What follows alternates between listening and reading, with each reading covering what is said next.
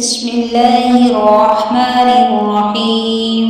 السلام علیکم ورحمۃ اللہ وبرکاتہ۔ ناظرین گرامی، ایک دن حضرت سلیمان علیہ السلام نے دربار لگایا تو انسان، جن، جانور اور پرندے سب کے سب حاضر ہوئے، مگر ان کا چہیتا پرندہ ہدہد غائب تھا۔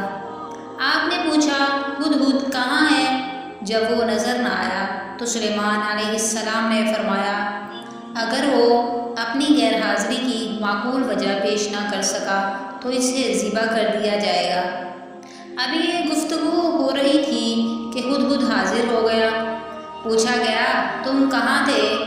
ہدہد نے بڑے احترام سے جواب دیا، اے اللہ کے پیغمبر، میں اڑتے اڑتے ایک ایسے ملک پہنچ گیا جہاں لوگ شرک میں مبتلا دیکھے۔ وہ آگ اور سورج کی پوجا کرتے ہیں۔ ان کی ایک رانی ہے جسے وہ بلقیس کے نام سے پکارتے ہیں۔ وہ ایک بہت بڑے تخت پر بیٹھ کر حکومت کرتی ہے۔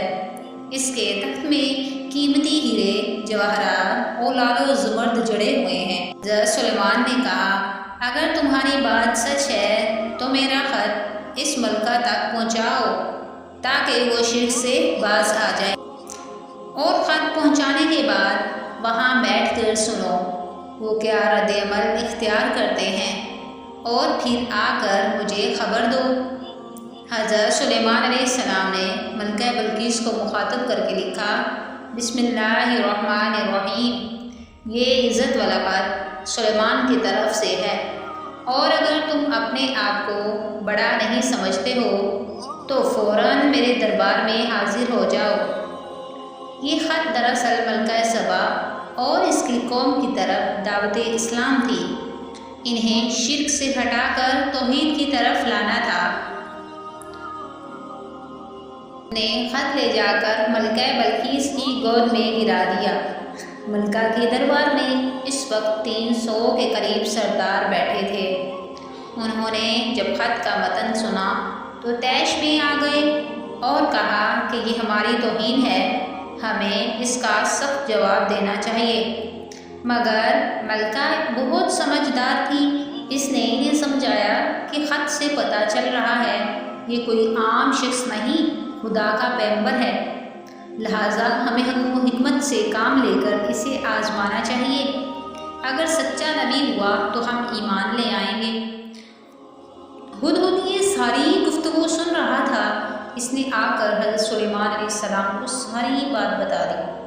ملکہ بلقیس نے ایک وفد تیار کیا جس کے ہاتھ نہایت قیمتی تحفے، غلام اور لونڈیاں حضرت سلیمان علیہ السلام کی خدمت میں روانہ کیے گئے۔ ادھر سلیمان علیہ السلام نے وفد کا ایسا شاندار استقبال کیا کہ وہ حیران رہ گئے۔ انہوں نے وفد کو بتایا کہ مجھے خدا نے وہ کچھ دیا ہے جس کا بلقیس تصور نہیں کر سکتی۔ سلیمان نے اپنے وزیروں اور جنات کو بلا کر کہا، تم میں سے کون ہے جو ملکہ بلقیس کا تخت اس کے یہاں پہنچنے سے پہلے لے آئے؟ ایک جن نے کہا، حضور میں دن ڈھلنے سے پہلے لا سکتا ہوں۔ سلیمان علیہ السلام کا ایک وزیر تھا، اس نے کہا، میں پلک جھپکنے سے پہلے لا سکتا ہوں، میرے پاس صحیفوں کا علم ہے۔ اور ایسے ہی ہوا۔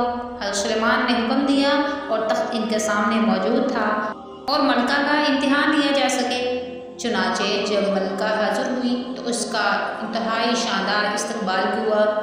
اسے ایک ایسے محل میں لے جایا گیا جس کا فرش ایک مخصوص شیشے کا بنا ہوا تھا، جسے دیکھ کر گمان ہوتا تھا کہ شاید پانی کا چھوٹا سا تالاب ہے۔ لہٰذا جب ملکہ اس محل میں داخل ہوئی تو فریب نظر کا شکار ہو کر اپنے لباس کو دونوں ہاتھوں سے اوپر اٹھا لیا، لیکن اسے پر قدم رکھنے کے بعد اسے جان کر حیرت ہوئی کہ یہ پانی نہیں بلکہ فرش پر لگے شیشے کا عکس ہے۔ تو جب اسے اس کا تخت دکھایا گیا جس کی شکل بظاہر تبدیل کر دی گئی تھی، لیکن اس نے اپنی ذہانت سے اس کو پہچان لیا۔ بات کا یقین ہو گیا کہ جو شخص اس کے لیے باری برکم تخت کو اتنی کم مدت میں یمن سے 1500 میل دور یروشلم کے شہر لا سکتا ہے، وہ یقیناً خدا کا پیغمبر ہے۔